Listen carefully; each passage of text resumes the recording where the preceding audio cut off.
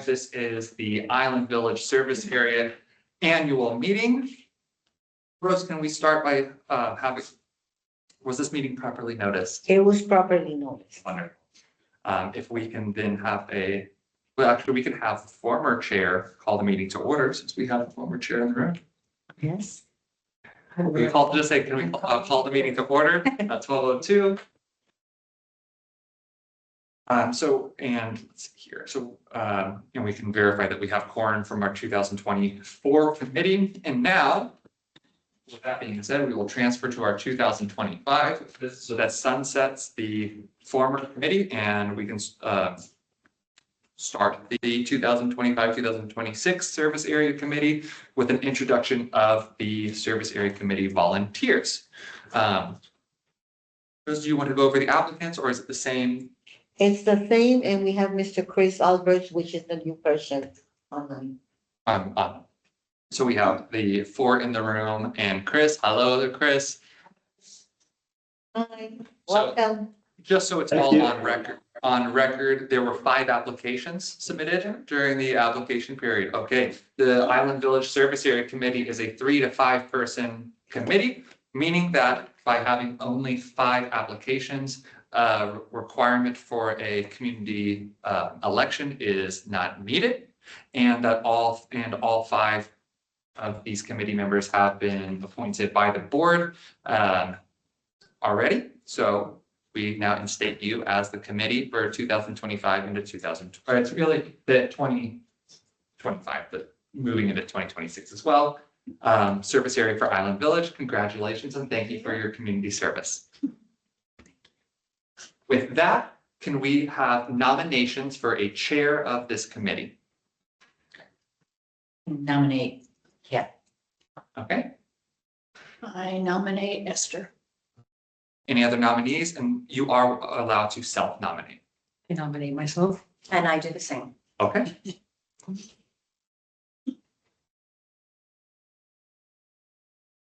So as we have 2 nominations, we will then go to a vote. For this committee, like a private random vote or a vocal vote? Vocal's fine with me. Yeah, that's fine. A vote was fine? Okay. As Chris stayed quiet, Chris, do you want to start with your vote, or do you want to stay till the end? Sure. I didn't hear who the nominations were for. That would be myself and Esther.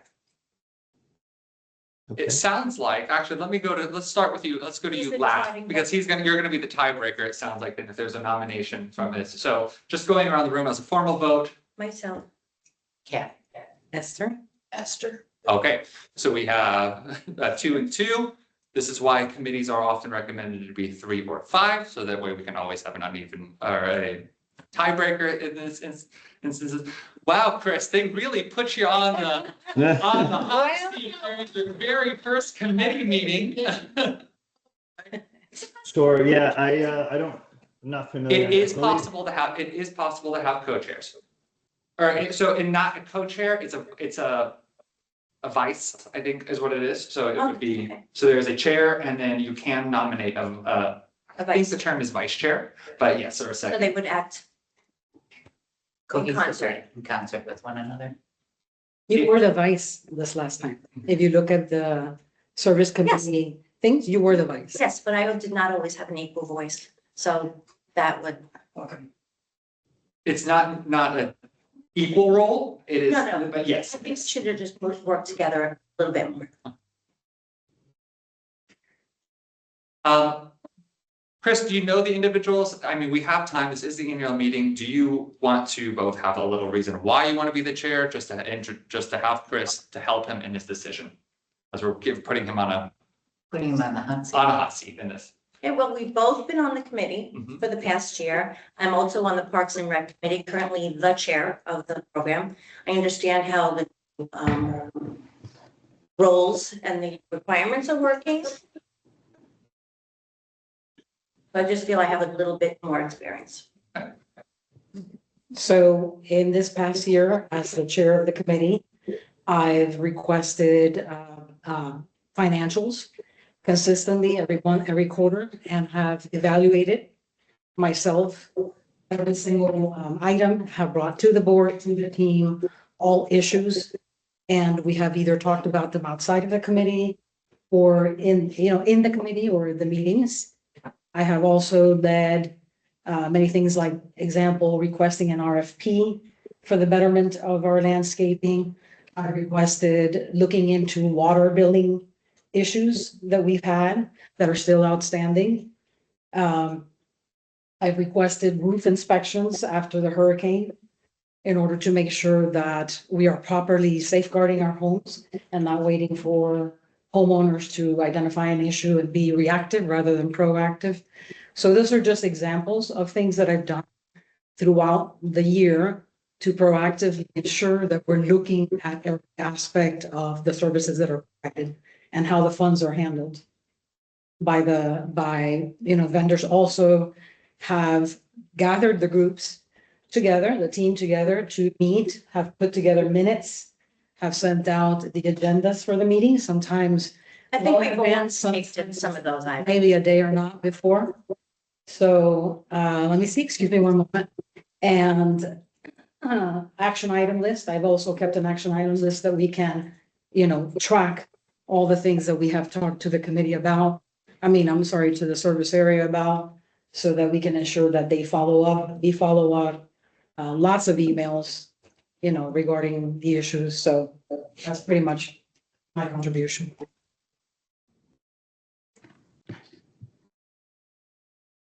So thank you both for your words. Chris, at this time, we will need your vote on one, either Catherine. Thank you, Catherine or Esther, for the chair of the Island Village Service Area Committee. Okay, yeah, I don't have the background. I know that Esther was the previous chair, so I'll go ahead and vote for Esther to reinstate her role. Okay. All right, thank you. And with that, for the vice chair, Again, I nominate myself. any other nominations? And to vote? It passes unanimously. Okay. And with that, before we adjourn this and start our Q2 service area meeting, which will start immediately after we adjourn the annual meeting, for just one item to be noted there, you will be, if you have not already, been asked to sign the code of conduct. That will be emailed out to you. Or do you have hard copies here? Okay, so you will have. Well, for those in the room, we ask that you'll sign the code of conduct today. Chris, you can do one virtually or stop by the front counter and then they'll get them to sign the code of conduct there. That would be greatly appreciated. Twice, because I've already done it. No, it's the same. Okay, Thank you for asking. It's a committee wide and that will work. very good. One last item before we conclude the annual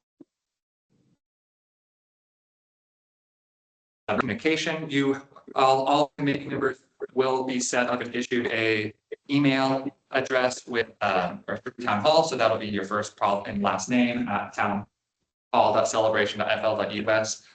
Moving forward, all communications and all meeting invites will be sent out to your town hall meeting address instead of any personal emails that may have been used before.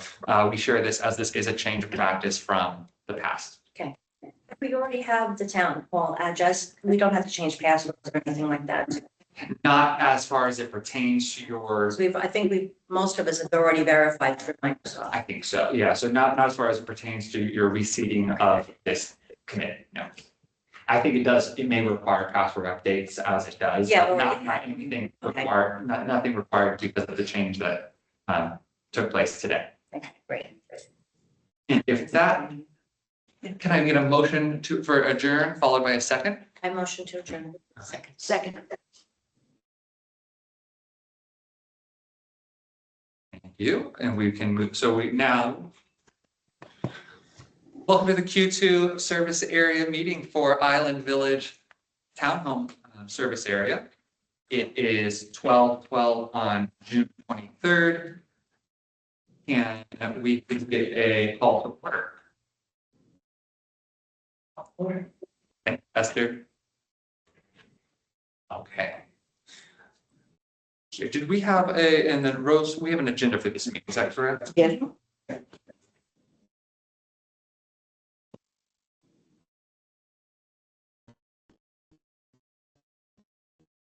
Thank you. I can pull it up here. So. First, was this meeting properly noticed? Yes. Yes. Yes, it was. Thank you. Now I'll pass it to the chair for a call to order. And we can verify the form as we have all 5 of our members present. No other person on. Yeah, we just had Charles. I know we did lightly discuss this in the annual meeting just a minute ago. The election term is 1 year, so your term is from now until the end of this year. The only reason that would mean a disbandment right now on the foreseeable future of the service area committee itself would be if you drop below quorum of 3. So that would require 3 resignations of your committee, and then at that point, your committee would be disbanded. Now to Q2 business. A few things here, don't we? Yes. Approve previous meeting minutes. You received the meeting minutes from. Yes, So we would like to know if they're approved. yeah, I did want to. Yes, you don't have the meeting minutes here, do you? No, Those we were sent it. There were emails. It was regarding the usage, the water usage bill. We talked about that quite extensively and they follow up on that and have a resolution or an update by this. It doesn't say that. So it's to make sure that it's we discussed the spike in 2023 and then we needed to follow up what the research was that was being done by Grand Manners with that. Lauren has sent an email that was discussed in that email in February that follow-up was being done, but we haven't heard any updates on that. So. Okay. Right, we noted that. Action item. Mhm. So, I don't know if you want to do the issues first or we want to do Ray first. Do you approve the minutes? I motion to approve. Okay. We need a second. Anybody second?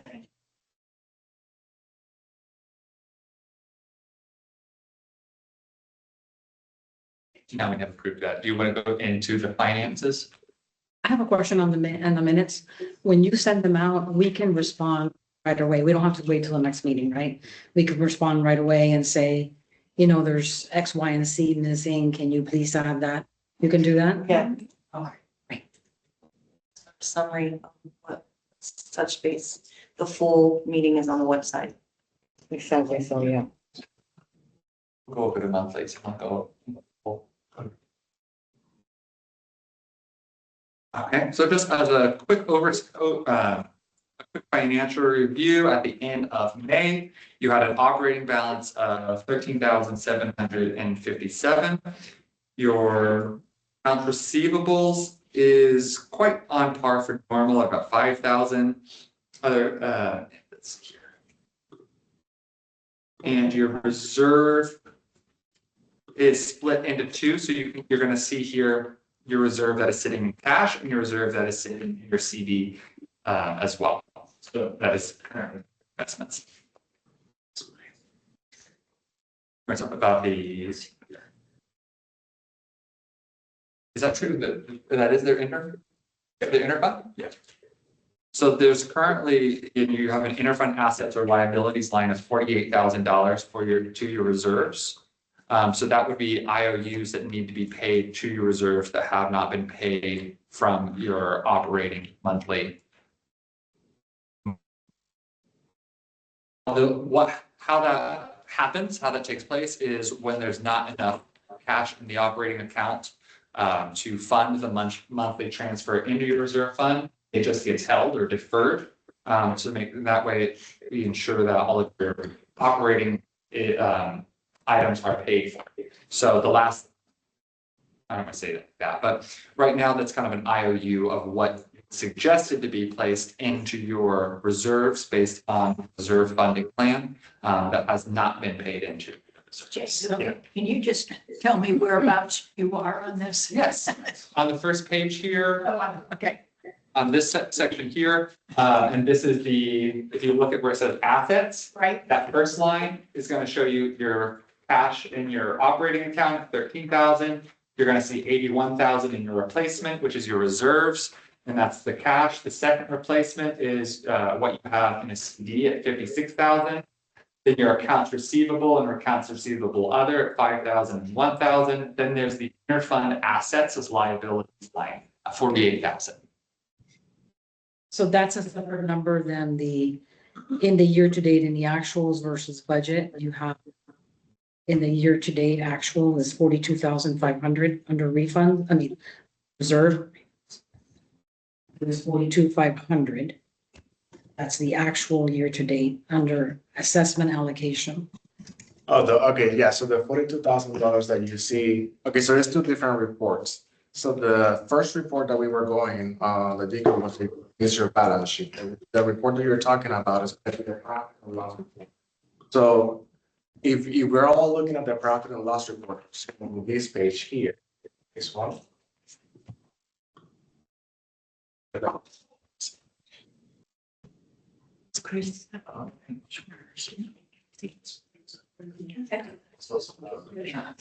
Yes. We're talking about, okay, the 42,000.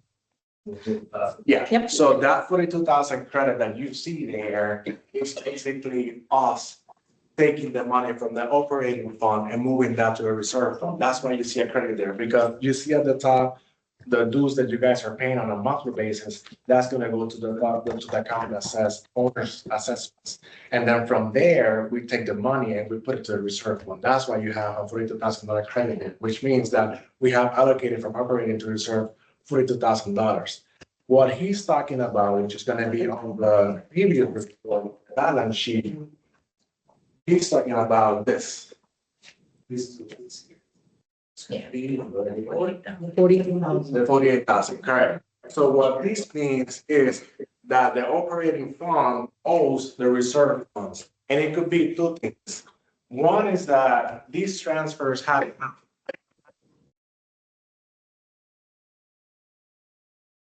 a monthly basis automatically. So, but we also have minimum balances required set up for each bank account.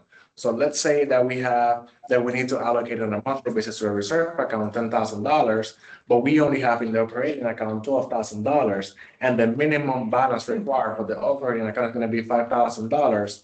When the system is going to go into the bank to 10,000, it's going to say, hey, I'm going over the minimum balance required, so I'm only going to be able to pull 7,000 instead of the full 10,000.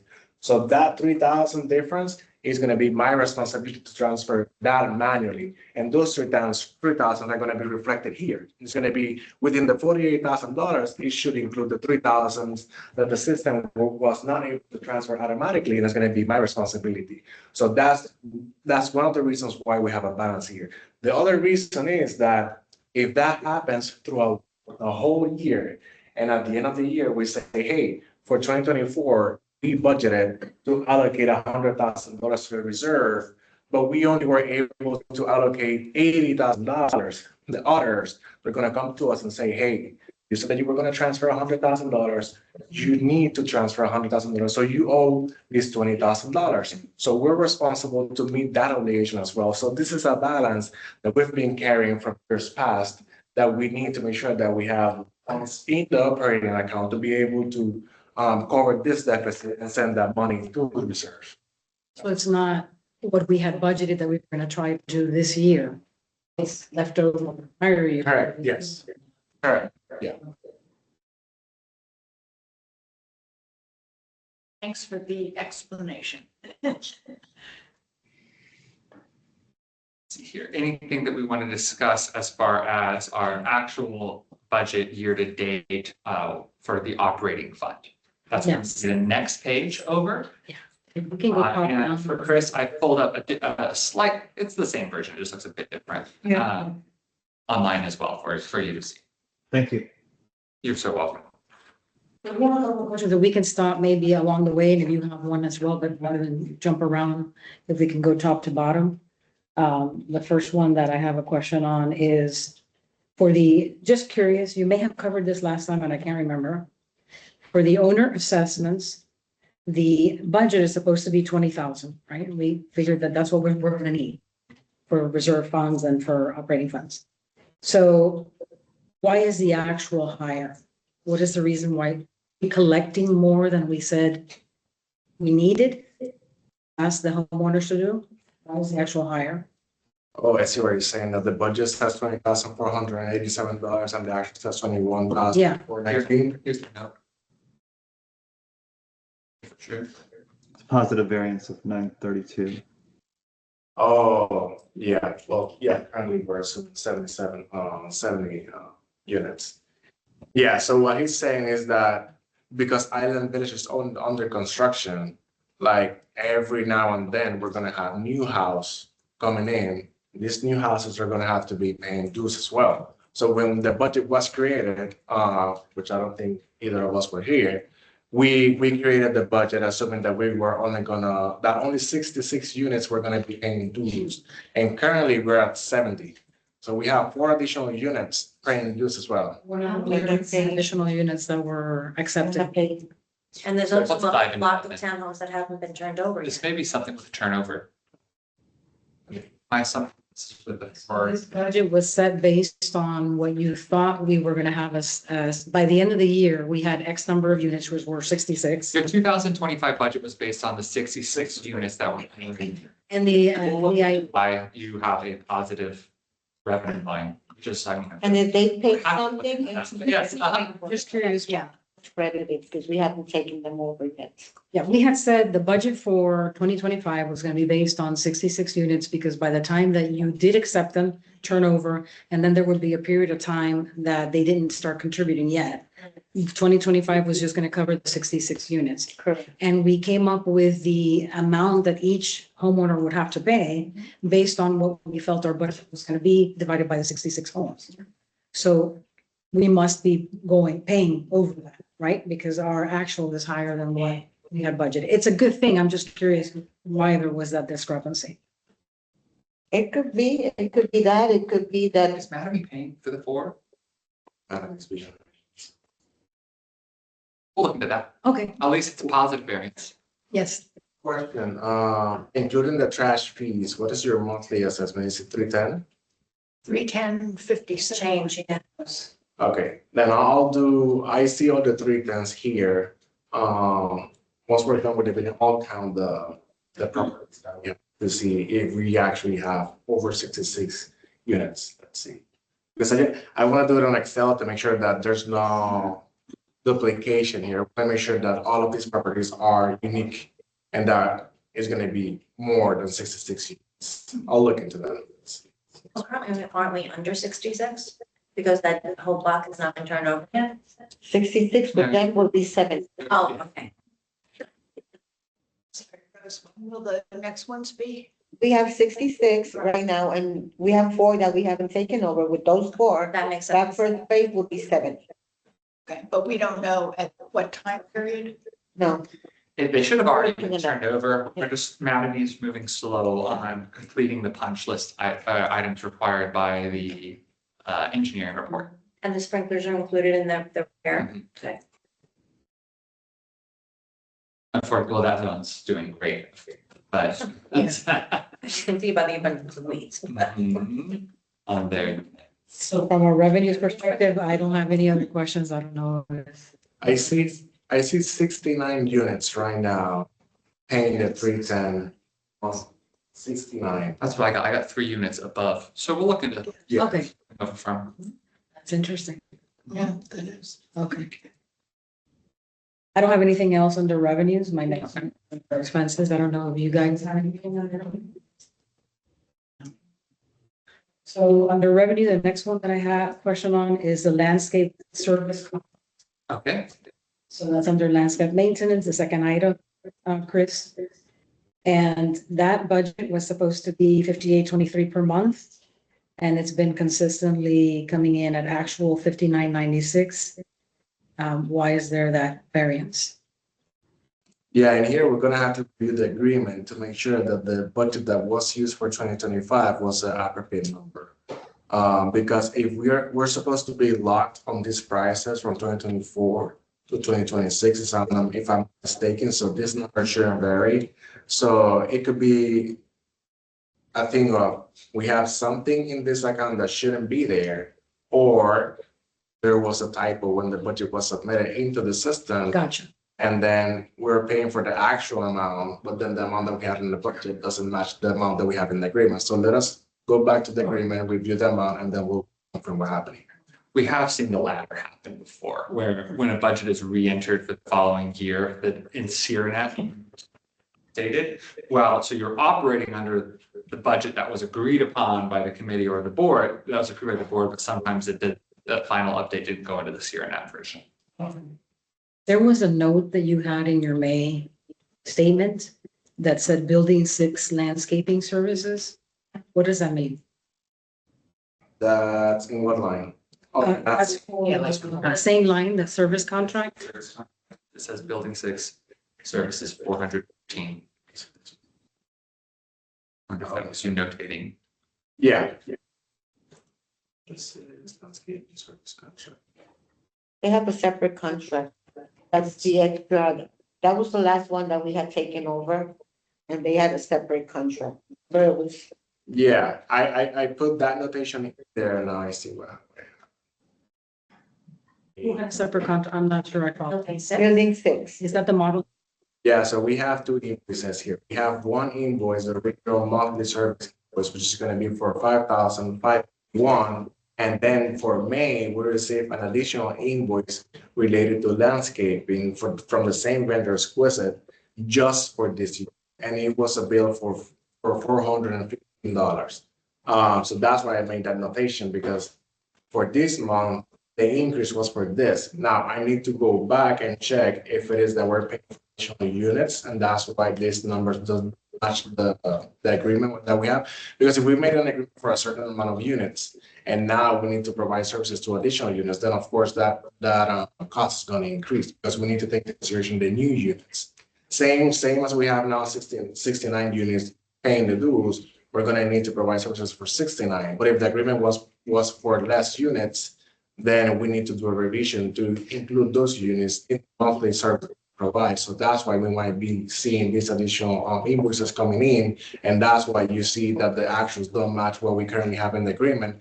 But for me, allow me to go back and review it from January, and then I'll just let you know. All right, so just to be clear, there's 66 units that we budgeted for, 66 units for which we understand we're receiving dues from. And so what we're receiving should reflect that. And what the landscape company is paying for should only be for the 66 units. Should be. He should not be invoicing for any of the other units. We should not be paying for that. But then if the units, Turned over. they're part of the service. Here's my, Yeah, there's a there's more discrepancy. doors than. There's more doors than in your country. And shouldn't we have been notified of that? Yes, there have been no changes. We would look into the finances on this. Yeah, there's something. All right. Just, I wanted to say that we're gonna have a budget meeting only for the budget at the end of July, in July.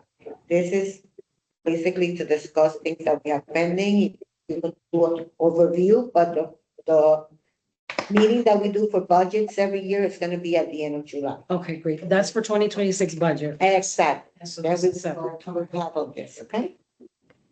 Right? I have things under repairs and maintenance. Do you guys have? I don't want to take over here. And then the next one's gutter cleaning. Gutter cleaning, I'm actually gonna open that to you. I was questioning the gutter cleaning. I know it's in the budget for every year. However, understanding that we really don't have big trees. So I think for the first year, it was necessary because we had made building materials or whatever in the gutters. But since we don't have large trees in Island Village and it's only blowing, it's not using water at all to push anything out. Whether we should consider doing it every other year rather than doing it every year. That's Shouldn't we address this at the budget meeting? Yeah, this You is. can, it's fine. I just want to Yeah. make sure that the timelines. Well, so the gutter cleaning is about to I happen. can just say that, well, there's one about to happen. We have looked at this as far as, we've had another service area ask the same question in a previous year, and it was acted upon in such manner where a gutter cleaning was skipped based on a committee's recommendation and approved by the board. When that happens, it falls back to that gutter cleaning is written in to your chart of responsibility to take place and be provided by the service area. If the service area doesn't, then they are faulting at providing the service that they're contractually supposed to provide. Also, while if that is overruled by or if that is a recommendation by the committee not to do it, the board can still enact it, and management is requesting that they do provide or they do approve all services that are written into the contract agreement. If they did not, and they said, no, we'll not do the gutter cleaning this year and we'll go without it. If there were any issues with the gutters that take place on one unit, that unit then falls under that chart of responsibility as it is between cycles, and it would be on the homeowner. That then gets a homeowner very upset because they paid into their service area expecting the service to be provided that was skipped. And now they have to foot the bill for it. It's a very fair question. We've gotten, I've just handled this on a different service area that has gotten it quite convoluted in the sense that I wanted to provide that to you now, that our recommendation is we're keeping it as an annual basis, even though I do absolutely see where it's coming from, that there's a portion of gutters that don't need to be done. Unfortunately, when it comes to service areas, we have to treat every home equally, which means we can't spot clean on a annual provided service. It has to be an all, So even we're if being charged for service that might not be performed because it's not necessary. it'll be performed, but if in the sense of if it's not needed in some gutters, those gutters will still be assessed and checked. Because there is still Cleaned if inorganic necessary. roof materials. I know that I was required to clean. And I had to pay somebody to clean because the gutter people didn't do it. Okay.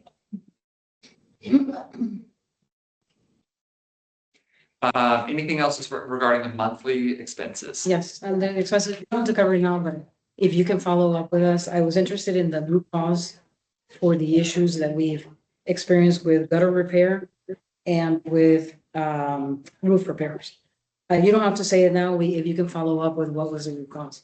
One of the reasons why I ask about gutter repair, I'm curious whether it's the downspout. It did say downspout. And interested in knowing what caused that issue, because we have seen issues throughout the country that's being caused by the edging that the lawn exquisite is doing. So they have chipped things. So I'm just curious, some of those issues are baked.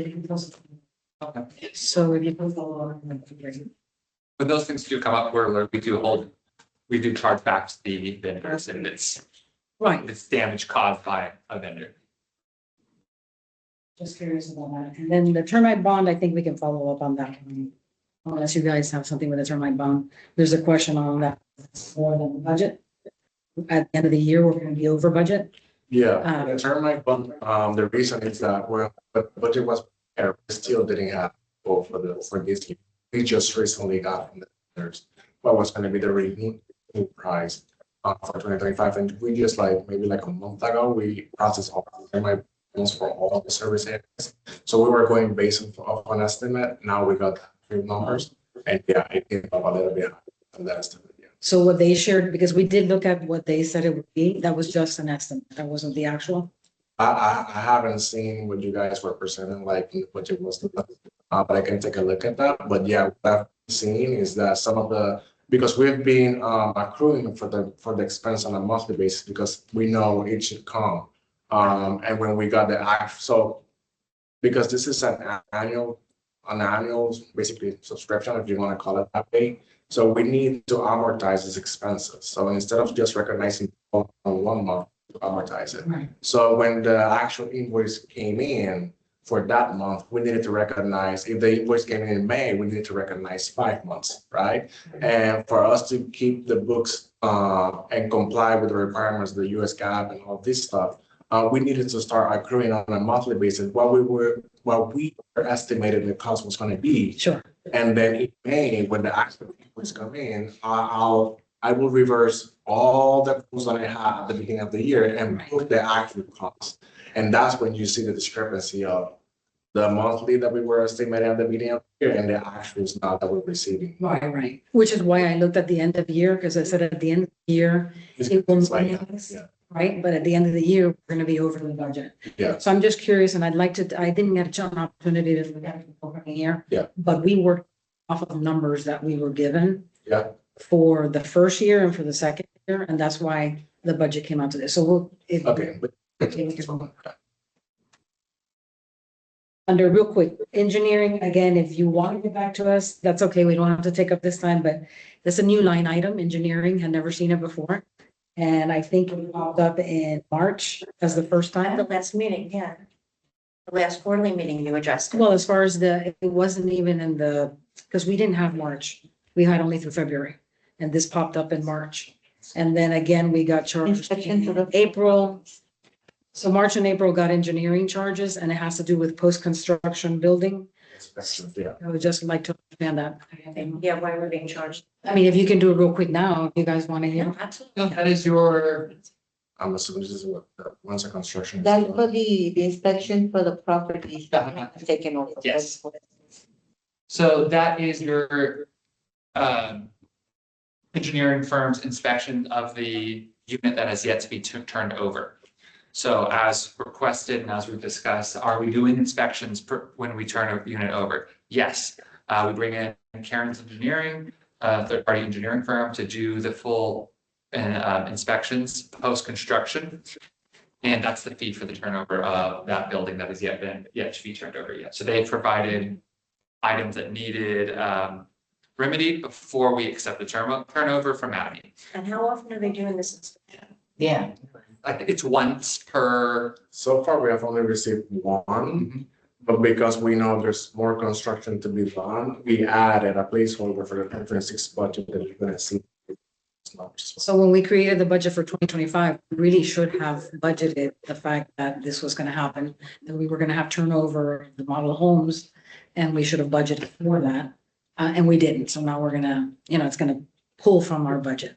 So considering the length of time that it's taking them to remedy the situation, we continue like being billed items that they haven't remedied, shouldn't we some type of back charges? Well, Bill, It's- what items have you been billed for? No, the engineer. The engineering fee was- Oh, it was a one-time. It was just one, Yes, and that's on our request that we request this okay, no, year. I. But are they gonna do it again Basis. before, because if we haven't accepted them yet?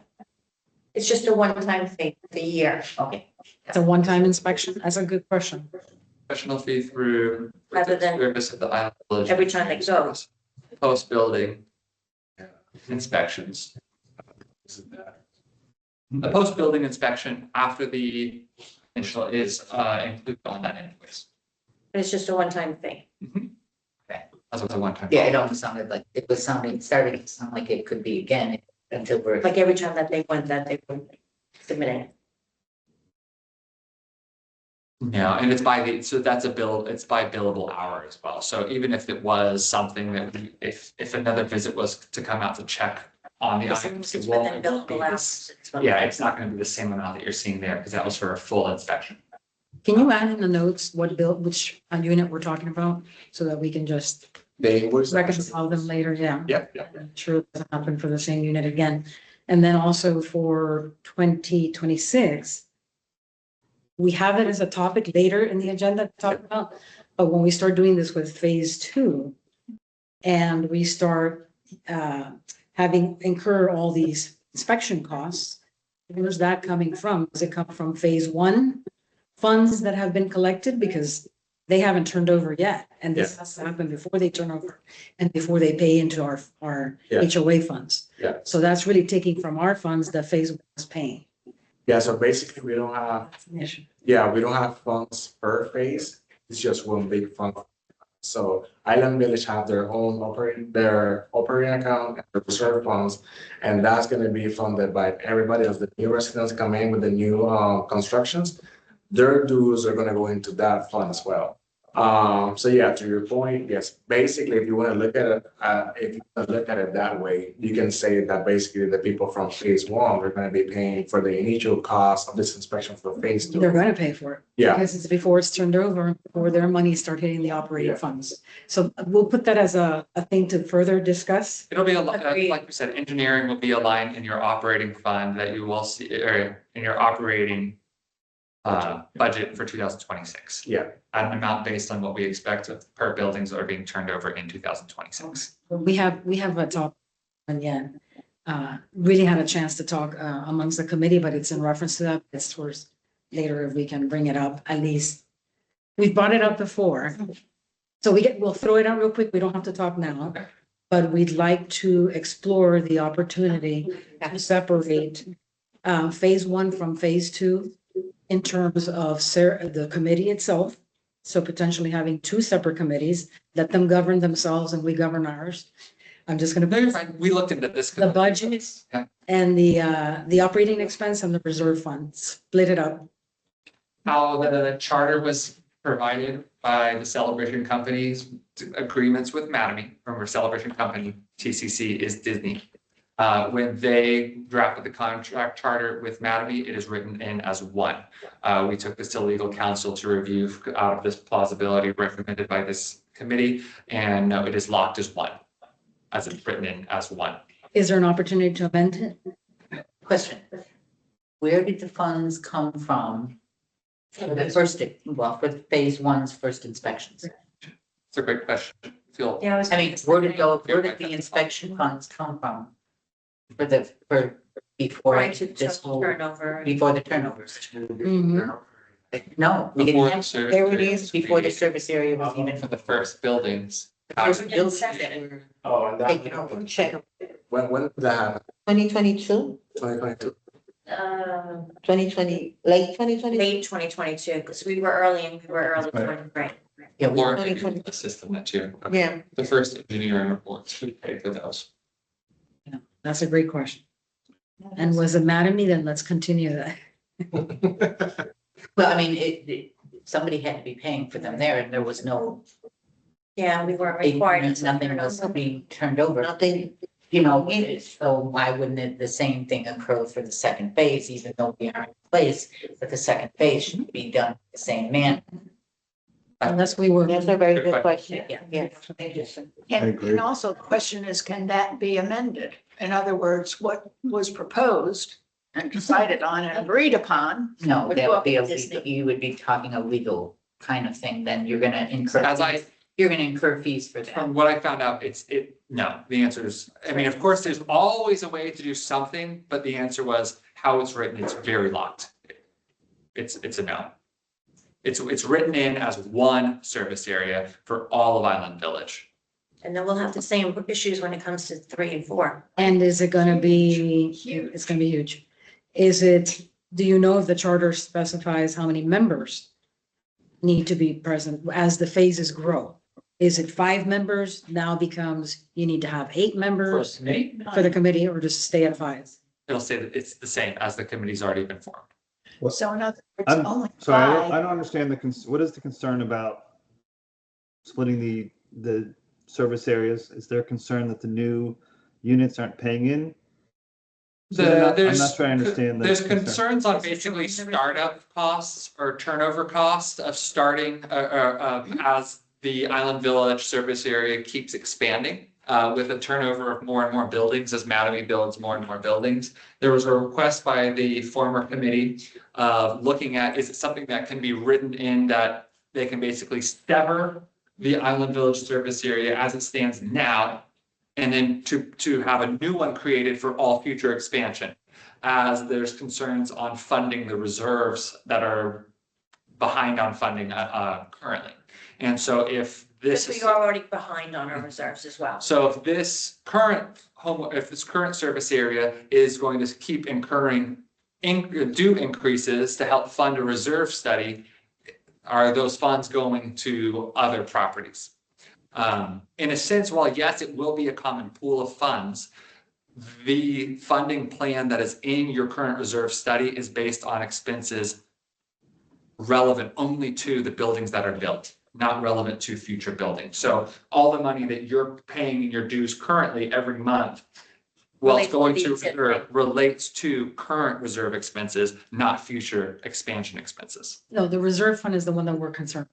And that's, So yes, so reserve fund that we're trying to build, that's where you pull from if there's a hurricane, right?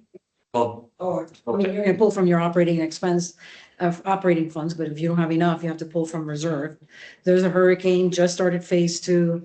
There's all this fixing that has to be done on phase two, and that's coming from phase one money. And so now our funds that we're having hard time building now go down.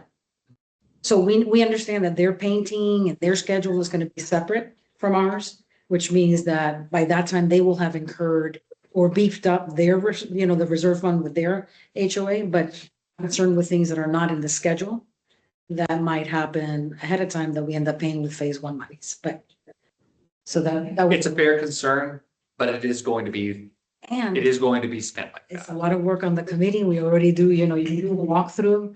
You do a tremendous walkthrough that it's every month, 66 homes. I can't imagine doing that for 3 phases, 4 phases, so. I don't mind. Right now, that's, Yeah, no, as far as the committee is concerned, can it not be identified with you all or whoever that the number on the committee can be increased? Understanding that we do have more property to review and take care of. That'll be tied to your bylaws and charter documents. It's written, I think, under CROA that all service areas are 3 to 5. Yeah. There can be looked at being changed to a 7-person committee, Can it be, I'm essentially, so. understanding this will probably be, I'm thinking, the largest townhome service committee to really is. review. And I think it's just going to take more members to really, rely on. So I think it needs to be considered. I found the answer to. Sorry, Engineering, yeah, the answer to the engineering expenses, the original engineering expenses before the service area was created was paid for by CROA. It was paid for by Grow? Okay, so. Now that Why there can't is they a be fund, done that way again? now that there's a funding balance, it stays in place that it will come from this funding balance. I It's a little understand. unfair. I understand. But applying it to CROA would receive a lot of the same voice if it's unfair. As if people paying for yeah, a service. because No, it- no, it- I mean, it's something that you can ask. Mhm. It can be proposed as an ask to that CROA and pay for I the think that'd expense be to good, the. because to it the feels board. partially discriminatory that Can we move? They took care of that like I move to Yes, follow up on that, to do that, all right? I So mean, One option since you could be, have it expend. Go I was gonna say, ahead. one option I think is, any new home that's being built, I think there's a fee that goes to CROA. Could there be a portion that goes to our reserve or something like that, right? Like, what are our options? But like, The capital assessment that CROA receives. yeah, I think, for- I understand that they receive something for every new home, maybe until we get to a reserve state, maybe a portion of that could go to our reserve to offset the risk here that we're talking about. don't they currently take in 1% of the sale? 1% of the sale of a home that goes to the CROA capital fund. That can. So maybe what Yeah, it's either, can be allocated Yeah, towards the that's- buildings? yeah. it's right now, it's like either a year's worth of dues or 0.5%. That's gonna be the cap. Or And maybe Mattamy we does, could even, or that is paid at the sale of each of the townhouses. I think that's a good discussion item we can take to the board on absorbing the engineering fees for turnovers of Island Village. At least it wouldn't impact our reserves and operating. Yep, As- I understand, and we can make that ask on the committee's behalf, because it totally makes sense. Excellent. Miscellaneous? This will be the last of my questions, sorry. Miscellaneous had a $50 expense in May. I know it's small, but what is this? Oh, those are the e-blast. I mean, for management report communications?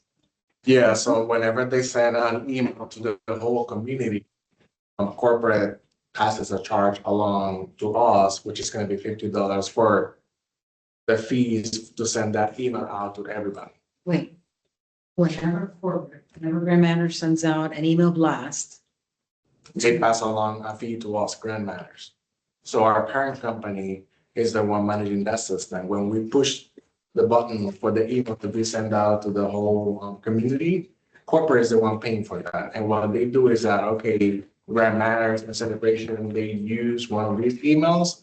So we're gonna have them pay a $50 fee in order for them to get those $50 and continue paying for the service they're providing to a bunch of communities across the US. It's like a pass-through fee from corporate to us because sending those emails out. Is that what happens with Croat today when they, for the celebration, whole celebration? When they send out email blasts, they get charged? Every community, whenever they receive an email blast, we're gonna get a, it's all of us are concerned. And yeah, and you'll see, Crazy. and you'll see in the budget, we're including money for those as well. They have newer fee. It's always been. We didn't have that in the budget, so these are just lessons learned. Yeah, I see that's why when I prepare the 2026 to the first draft, you're gonna see that I included $200. I'm including 4 email blasts, one for the elections, one for the budget, and one for each pressure washing. What I need to confirm if there's gonna be additional emails sent out, so to make sure that I'm not underestimating that number. There's also emails for the gutter cleaning service is gonna be performed. Just information. I'm not sure, are those gonna be whole? Yeah, do we really want, Yep. now we have to discuss Right. that as to whether or not we really want these email blasts to be sent out, because that's gonna be, you could start getting into $500 easily for all of these email blasts. And here's the thing we need to find out, are people actually looking at any of those? Is it worthwhile sending them? Because we don't know if people really are. Or do we send it with, here's the yearly schedule, what to expect. Right. Things to be done. We maybe should discuss it within our. Yeah. Yeah. At the next meeting.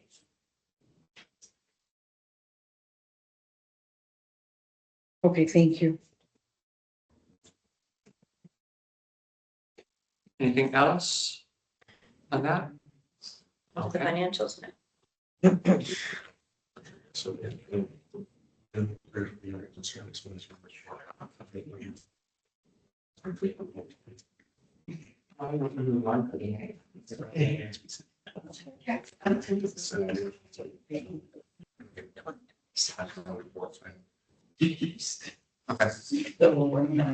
What's next is we have right here, start going over the rough projections as it pertains to next year's budget as far as reserve contributions. So that has been requested by this committee as well. Right. So Ray has done some work on this. If you go ahead and present, Ray. Can I sit there for a second so I can put my. And matters down. Was this with regard to the request that, if we know we have to ramp up? Yes.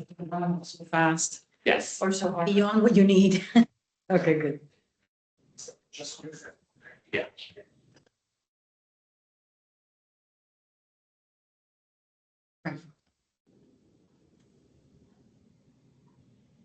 Chris, I just want to let you know, I have some background paperwork that I'll drop by in like a day or so, okay?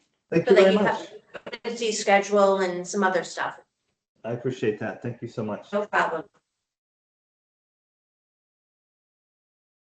Sorry I couldn't make it in person today.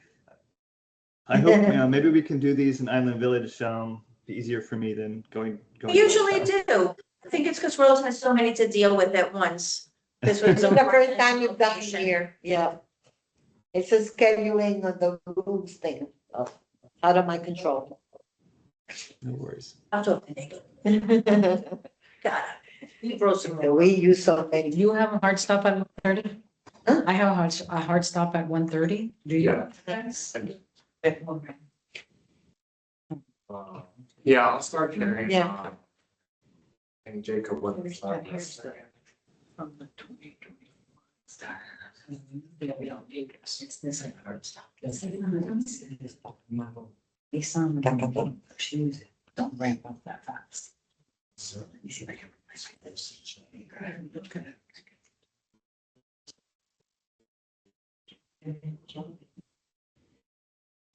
Reserve cost of the, what's the chat? But they can see the full security. When you have a chance, can you email this to us? I want to do that real quick. Yeah, I mean, yeah, we can about that.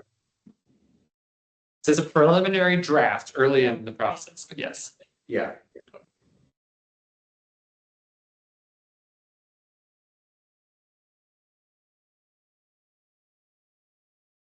Okay.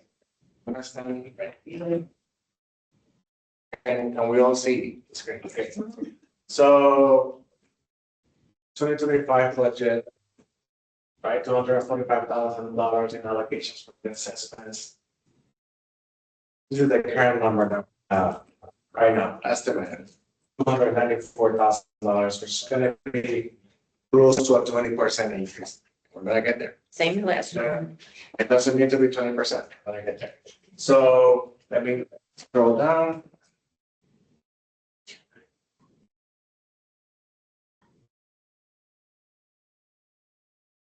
Okay, so the landscaping cost, the monthly,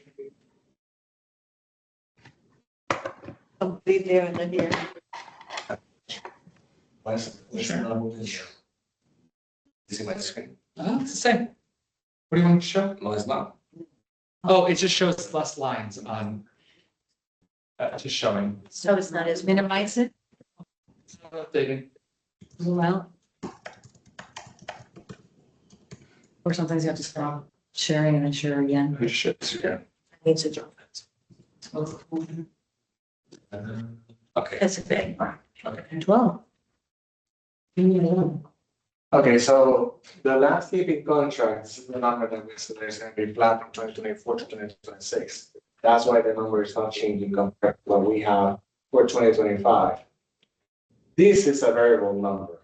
The number that says, the line that says landscape, not in contract, these are additional calls that we have for the vendor to come in and fix additional stuff that aren't covered by the current agreement that we have in place. This is one of the lines that we need to be careful about. Like if we, this is the, what we call an opportunity line. Currently, we have $10,000 because year after year, we've been calling the vendors to fix different stuff. But if this is something that we can keep under control, this is $10,000 that we don't need to spend. Well, I So- think once the irrigation is repaired, a lot of that's gonna be taken care of. Now, to the irrigation.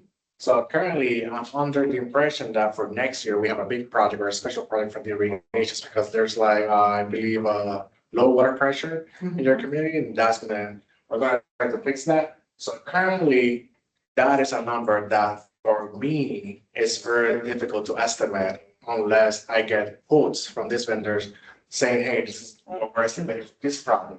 So that's why I'm highlighting here, but this is a risk that we have. Currently, I have $2,500, but clearly this is not gonna be enough for this.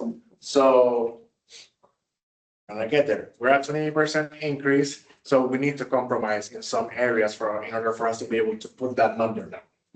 So right now we have the irrigation repairs, we have the water.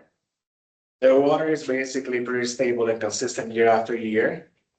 We have general maintenance, which this could be basically tools and parts that our in-house team buys to do quick fixes that we can do in-house. This is not necessarily something that we're going to be spending, which is another opportunity, which is not a lot of money either way. We have the gutter repairs, which we're going to be including from now on to all the service areas, because previously some were getting the gutter cleaning and somewhere.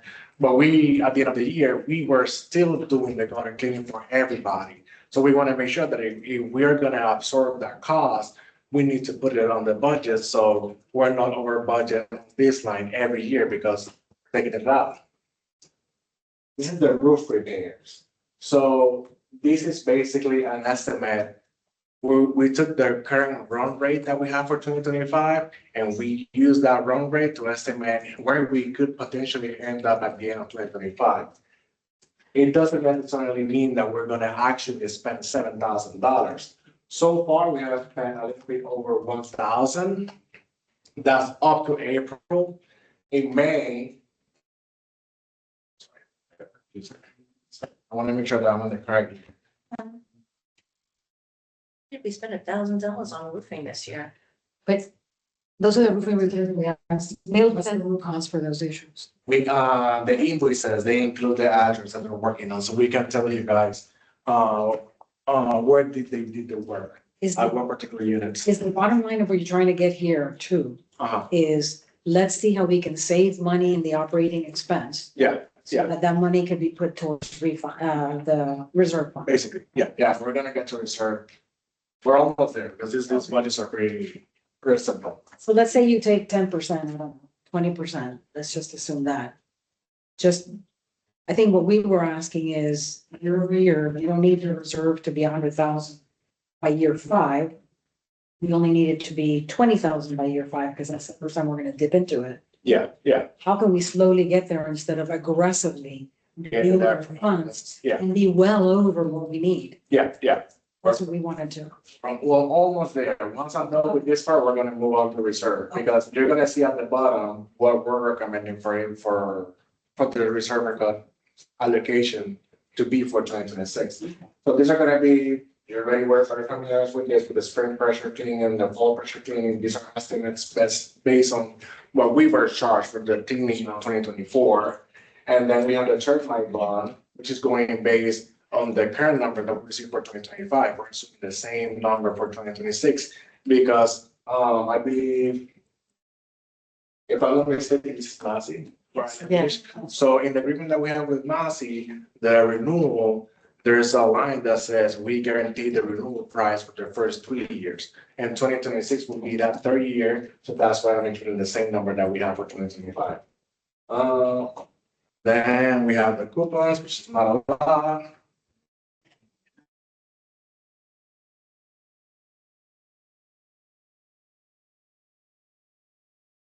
So we currently have $100 for coupon books. We're estimating that for 2025, we might end up only spending $60. I don't really know if this is something that you guys use a lot. This is based on request, like you will receive a request for a book, for a coupon book. What is the coupon? Like if you wanna, like when you provide your payments, your monthly payments, like in the, back in the day when we're paying like a card fee, we get these notes from the back in the. Yeah, the people is still paying. Yeah, exactly, so. It's written into I the charge it based out. we have to provide. No, I get it. I was thinking. We often, well, it's often less than all, some people, you have to physically opt out of it, I think, to not receive it. So we always recommend budgeting it in full. And if you don't spend it all because there's people opted out, then it just helps in the instances of unbudgeted items. In 24, I can't remember, you guys might remember. In 24, were we over budget or under budget for operating expenses? At year end, A year end. I'm not sure. We were over budget, right? I'm on sure. Just my own thinking is, let's not play with these numbers and try to bring them down. We were over budget already in 2024. Let's not take away from it. You know what I mean? Yeah. Because if we skinny it down, we're gonna continue to be over budget. Yeah, which we're. Maybe, right? Maybe that's not what we should. No, you're on a good mindset. A lot of times we have committee members try and, scrape every piece of padding or everything they can out of their operating fund. However, there's those unexpecteds. And if you don't have the buffer, then it puts you in a really hard shape of you're just eating out of it, your fund for any unbudgeted items. I wouldn't start there. I would say, It is important to try to run it as true as possible. That way we're not incurring unnecessary increases. However, most of your increases for this service area are attributed to reserve fund expenses. In this scenario.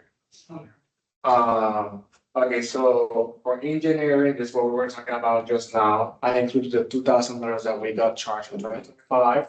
Then we have $2,000 additional dollars here for legal inquiries if necessary. This is also another line of opportunity that we don't necessarily need to spend this money, but I'm including it there because of the new construction, new people coming in, we're gonna have questions and we don't have all the answers. So sometimes we need to outsource this type of information and we're gonna get a bill for it.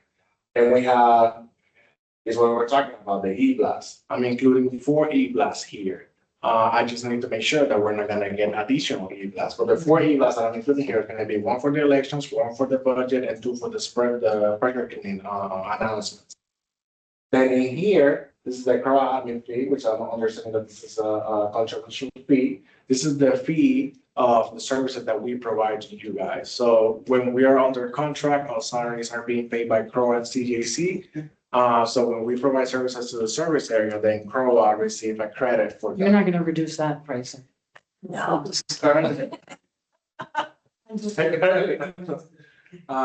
Then this is the reserve fund allocation that we're recommending for 2026. This is the initial one that we have $135,000. Now,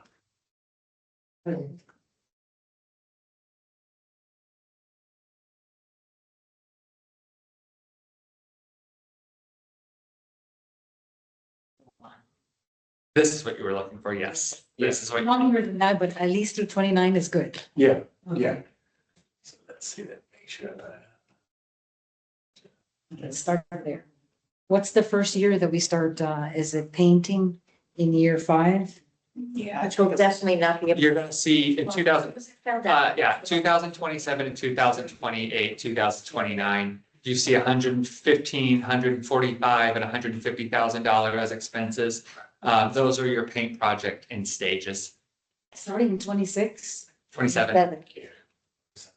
Oh, Yeah, 27, it's gonna be the white. I see 26. Yeah, but 26 says 8750. All right. Ray, you take the stage and then we'll ask questions afterwards. Okay, so you guys are all aware of the reserve study. Yes. Okay, so these numbers here is gonna be what the reserve study is recommending for us to do. The reserve study is saying, at the beginning of 2026, you should have in your reserve a cash balance of 587,000. Based on the numbers that we have right now, and the estimation of the assessment that we're gonna get for the remainder of the year, at the beginning of 2026, we're gonna be at $188,000, which is gonna be a deficit of $433,000. Now, just because we have this huge deficit, doesn't mean that we don't have enough money to cover the expenses that we're expecting based on the reserve study for the upcoming years. So for 2026, they're saying that we might end up spending close to $9,000. So I'm saying, hey, what's gonna be the goal that you guys want to pursue? Do you guys want to try to decrease this deficit to see if we can at some point catch up with what the research study is recommending? Or do we just want to make sure that we are covered with expenses that are coming for the upcoming years? So that's why I highlighted that, because we are bound to just, or limit to just increase the dues up to 20%, Right. this would be the worst case scenario for us. Allocating $135,000. But as you already know, we have a risk with the irrigation repair special project. I only have 2,500 in that line, and that might end up being more expensive. So we can reduce this number, and that certainly is going to put this percentage down. Because previously I had $122,000 allocation, Mhm. and that would go from 20% to a 15%. Yeah. So in 2025, your reserve contribution is $102,000 budgeted. Say that part again? $102,000. So if you wanted to operate a flat budget, meaning going into next year at the same exact rate, typically, for that to happen, I'm sorry, Rita, to interrupt. For that to happen, as we know, your operating fund typically across the board sees a CPI increase of 3-point-something%. Uh-huh. So you know, to run a flat, you need to get money somewhere to pay for the CPI increase in your operating fund. Now, typically, I've seen last year, we had 1 or 2 associations that could stay flat, but that was because of being very well funded in their reserve. So they reduced whatever that, so the only way you can run flat is by a reduction of your reserve contribution to fund the increases that are coming in your operating. Yeah. So all of it to say 102,000 is what you would have been at there. To run flat next year, you would need to be at about 102,000 in your reserves. So the number he's showing here at 135,000 is $22,000 more putting into your reserves. Yeah, we weren't necessarily saying we're gonna run flat. It's what's the minimum increase to ensure that every year we have enough in our reserve fund. Yeah. Don't over pad it, and we're, Well, last year, weren't they asking for more than 20%? Yeah, you were. right, we brought it down to 20. But even do we need 20? So the question is, can we do it with 10? Can 10% get us there enough? Yeah. Not scratching. We don't want to be right. So, to your sake, what was asking was not us, it was the reserve study, right? Yeah, the reserve study was asking, similar to what it is asking in 2026, 150,000. So we know that an HOA can only raise, a board can only raise dues just up to 20%, or do special assessments, anything above that they can't. That's why you saw an increase of what you did, and why it's projected that it's going to stay at another 20% increase year after year. Even though they're requesting to put more to try to get up to where we need to be. Yes, so I'll pass it back to Ray, because right now he's only listed it at a 20% increase for 1 year, and then running flat on the reserve, which would bring you only to a CPI increase to cover your operating fund. So let me answer your question. Is line 73, that's cumulative or that's each year? That's each year. Each year, right? Each year, yes. So if we were to, so then that tells us that in 2029, Yes. based on what we have been paying, are we gonna be over or under? So you're gonna be under your Yes. cash balance if you're comparing with where we're supposed to be based on the reserve. No, forget what we actually have in our reserve fund You're gonna, and what we have to pay. yes, you're gonna have enough money to cover the project paying that's gonna be phased out from 2027 to 2029, and still have a cash surplus at the end of the year, which is why.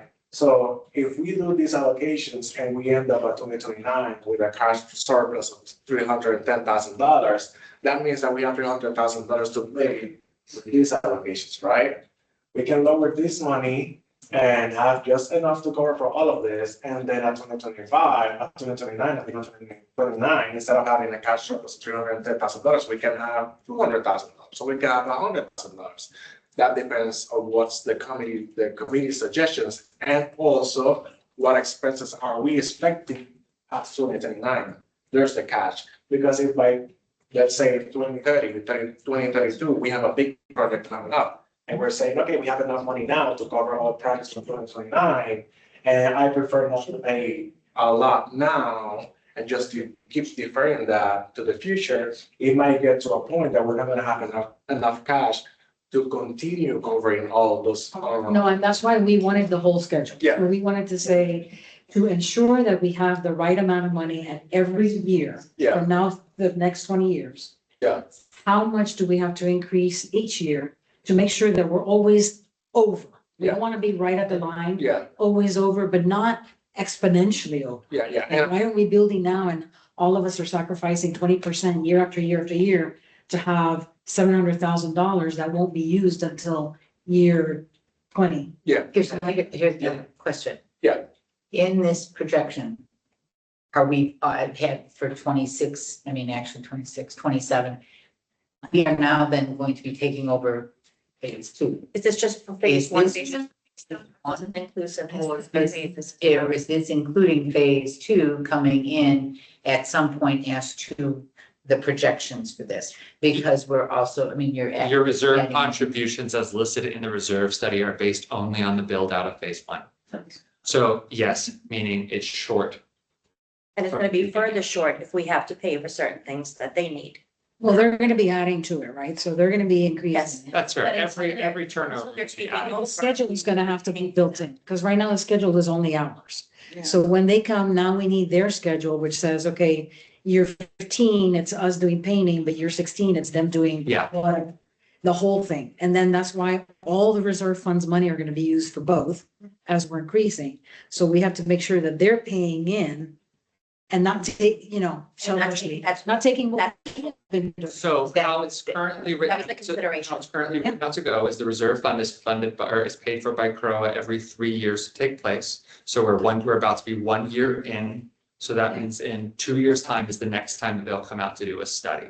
So for until that, all the turnovers will be paying into this based on this study, but you're also going to start seeing more contributions being made. Right. Question for you. When you have another phase and they're part of what we're doing here, do they pay the same HOA amounts as we do? So if we have paid for 3 years, 2 years before they start, a bulk of 20%. We went up 19%, right? Be phase one. Yet Their They- base is going to be the same that we are paying. if this. They will start out with that. Right, so if we start out, let's say we started out the first 2 years with 19% increase, and then we kind of bring it down to 3%, they're gonna come in on the 3%. Mhm. Meantime, our 20% is They're coming funding, in, you're right, they're coming in at 3%. They're coming in at a higher amount than you started. We Their started initial at, yeah, purchase. Their first 12 months living in that unit, they're paying a much higher amount per month than you paid for your True. first 12 months. yeah, So in that sense, there's a fight to be played the other way around, that they're helping pay the difference from your first year that was underpaid. is there any possibility, would you be open to, can we work with you directly and kind of give you an idea of what kind of like what we're looking for in a spreadsheet, is that something? we address this at the budget. Yeah. You can, you can bring in your own, your Because there's your already own some suggestions. No, there's at least 3 other Yeah. small items that need to be. No, discussed. definitely not now. Yeah, you can bring in your own suggestions to that. Ray will continue down his own path as a financial expert End of and July. providing that, Yes. providing his recommendation for the. Could for you next send year. this information, no, yes. yeah, send this information Great suggestion. before this. Yeah, so you can start running on your own plan. Yeah. Yeah, we always Yeah, thank you. Yeah, I'm gonna, look at it so you. I'm gonna have like 3 scenarios. I'm gonna try to have one with 10% increase, 50% increase. Now, the tricky thing is gonna be the irrigation project. Like, I kind of feel We should like to discuss as a next Yeah, item that'll be, yeah, let's, That's a in the great. next 10 minutes. that's gonna have a big yeah, impact. well, we can, Yeah. yeah, that's whatever you wanna discuss now for this. Yeah. And let's, We have 10 minutes to do so. Okay, let's keep it. Thank you so much. So while we are low on time, what do we want to prioritize with our next 10 or so minutes? Innovation project. And we'd like to know the status of getting those specs. Okay. Has there been any progress? On The the, specifications for the, for okay. the irrigation? Yes, for the original, it was bid out by Mattamy as a design build. It was built out to as the contractor designed and built in. So it's built out to the scope it was meant to be built out. Which was what? Have you seen the scope? Can we get a hold of the scope? It had to be filed with the building permit. We can check and see, yes, but I know that from the conversations we've had with Mattamy, and there's going to be nothing to buy out with it. Wait. Next door. Have you heard at all whether it was Through the other. a 1 inch or a 3/4 inch or not? As it was a design build, it was left up to the installer to design the system. So if the installer had written it in as a 3/4 inch, then they installed a 3/4 inch. They installed exactly what they designed. But that's not necessarily the standard. Not everybody is at 3/4 inch. Some people are at an inch.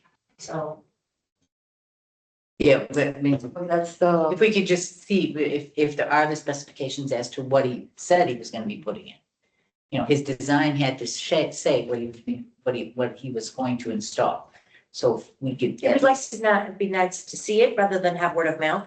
Maybe, but unfortunately, as we know, So will is the Mattamy, most truthful. Mattamy can't nor has to provide that information. We can ask the Provided from the vendor, building department, we can ask the contractor themselves. or can't we Right. get a copy from the Osceola County? We'll look and see. Can we have some solid actions? Because last time we discussed that. We Yes, discussed, that GM was gonna go after, to find out if the subcontractor can do it. yes. I sent an email saying, can you please look at Osceola County and see if there's permits that were drawn and that there were specs that were submitted along with that? And we don't have to be pursuing anybody, because if they're not. Yeah, if we just give. Information, but we need some action, because from the last meeting to now, it seems like there hasn't been a progress on that. I know we've looked into it, but I can look at the building.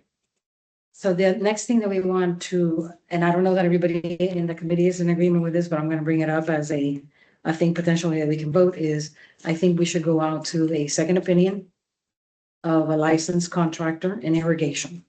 A licensed irrigation contractor or certified irrigation company, not our landscape person. So we have currently the landscape person is doing the assessment, the recommendation, and the work. There's no separation there. And so, and I don't know that he has the license and the What are knowledge you asking to bid out? bid out the to ask, the bid out the assessment and the recommendation.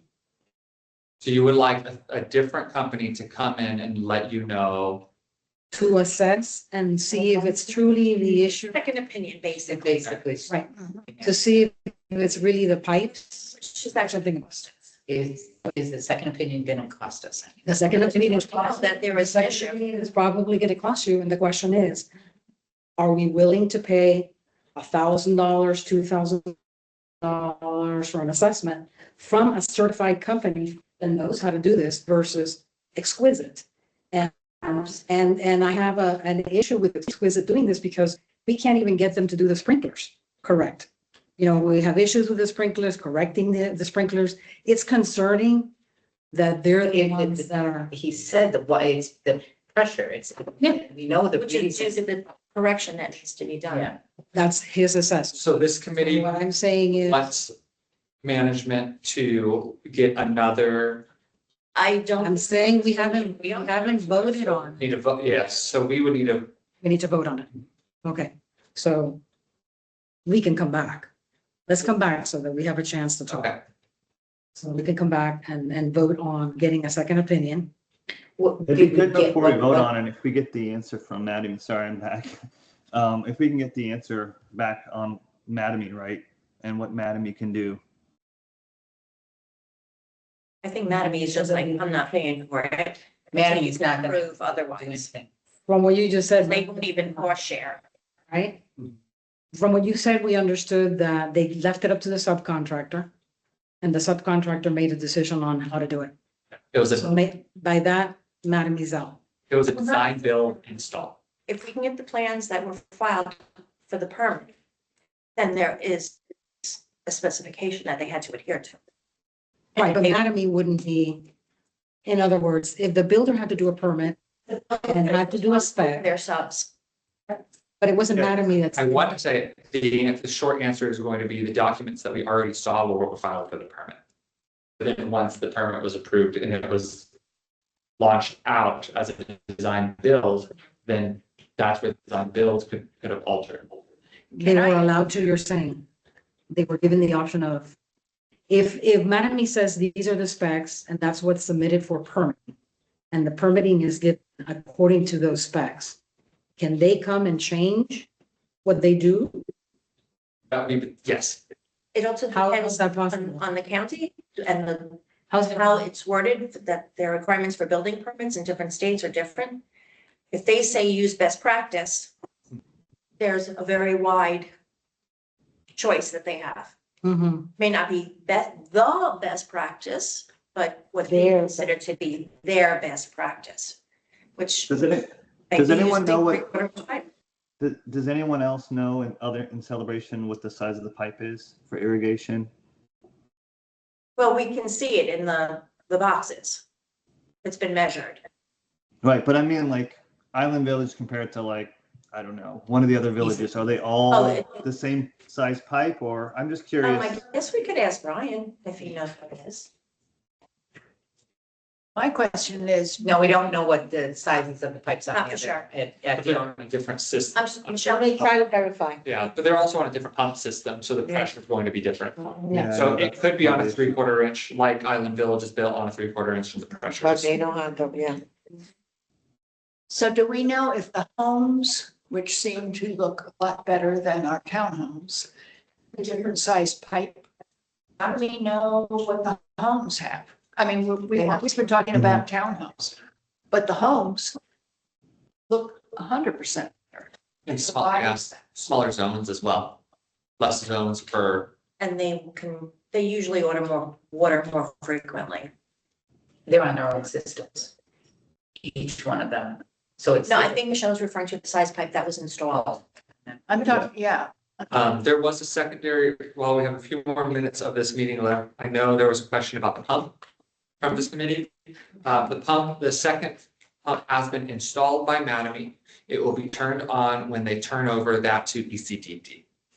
As Mattamy is not capable or going to be turning on that pump. Okay, quick question now. I remember last time, Mhm. well, not that long ago, they were doing some testing with the first, possibly the second pump. And every single townhome had a leak. Because They couldn't get the pressure right. we couldn't get the pressure right. Everybody had water, some worse than others. Poor Esther's, her garage was half Yeah. flooded. So that was And initially, thank God, they did check our regulators and check them, but they also said, well, sorry, then you have to hire a plumber, you fix it. So that is And why, there was no notification of such tests being done. to my understanding, that is why Mattamy is no longer touching the pump until they're turning it over. So we. They were notified when going to on run that- such On pumps. this method of, oh, now that it's built, let's turn it on. They came with I this put that issue as EC far as just not The water company, ECDD. yeah, it's alphabet, Yeah. Enterprise that they community were development. dealing with that one because they are. So they are They should to come check our regulators. They are dealing with it, but I think it is, they haven't turned over that yet. So they have stopped assisting in the process until a turnover is made. So it's gonna be the water company who's basically gonna do this, or, ECDD. but will they notify us then when they're doing it? I am not aware of what ECDD. is. Basically, no. Can that be discussed with CCDD? ECDD? We can make the request that when they turn on the pump, that they provide notification.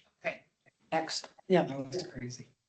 So at least we know what's happening, because everybody, we were all panicked. So next steps, so what are definitive next steps here with this? Defend. On different things. So this committee is set. Our next meeting together will most likely be our budget meeting, next month.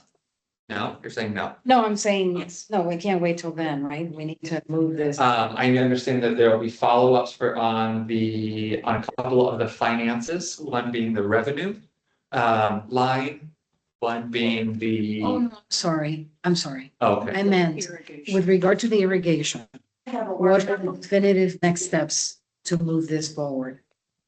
So we've mentioned, Right now, as what has been provided is we are building the quote out with Exquisite for the targeted zones and landscaping back. Once we have that quote, we can look at how that is wanting to be paid. Because right now it would need to be a reserve item, but the reserves are in a state that it may not be advisable to be paid out of a reserve item and may need to be a capital assessment. can I ask that you look at least at what licensed irrigation company exists that can do an assessment and how much they would charge for that? To be a directive from the committee as a voted item for management to go Check first to see if like Brian is licensed to do on it irrigation. on irrigation. Mhm. Because if he is, then We're waiting on the committee's decision. Right, and well, Well, we will get an You know, answer, get- Brian, at least- on irrigation or not. I mean, that's. that and A section I didn't, and get company. a name of somebody and what it would cost to get. Right. So Need there's a, no at least another. cost to get another estimate done. So find out if Brian is licensed with irrigation, not plants. And then can you find a company, reputable company here in Celebration that is licensed? And how much they would charge to do an assessment? Are you in agreement? Are you in agreement with that? I think we should find out about Brian first and then decide if we need to RFP it. Okay, so Wait, but is that an RFP? Oh, It's not an RFP. Just sure. Hold on a second. So wait 1 second. All we're asking is two separate actions. One is check if Brian is certified. Also check if there is a company, if they were, that's certified, if they were to do an assessment, how much would it cost Yeah. to do an assessment? What it for them to do It comfortability. doesn't- You just can say, Flo, can you come take a look at it and see how much it's gonna cost us? We Yeah, are that's right. Usually they do that quote, I mean, they come and give you a quote on doing everything. Well, isn't an Wait, no. RFP basically a quote for performance? But that's, Customer proposal. yeah, Do you need an RFP? We will see if this is, Assessment. we will see if this is something that a irrigation company will provide a free estimate. Okay, Fair enough. Most likely due to the scope of this, they will not do a free estimate. In that case, we can ask them what are some rough numbers that an estimate would cost. Yeah, that's. I just wasn't sure if we had to RFP it or not, if we could just say, hey, can you give us a number? Yeah, we don't have to. Okay. We got a motion to adjourn. To adjourn. A second? second, Thank you.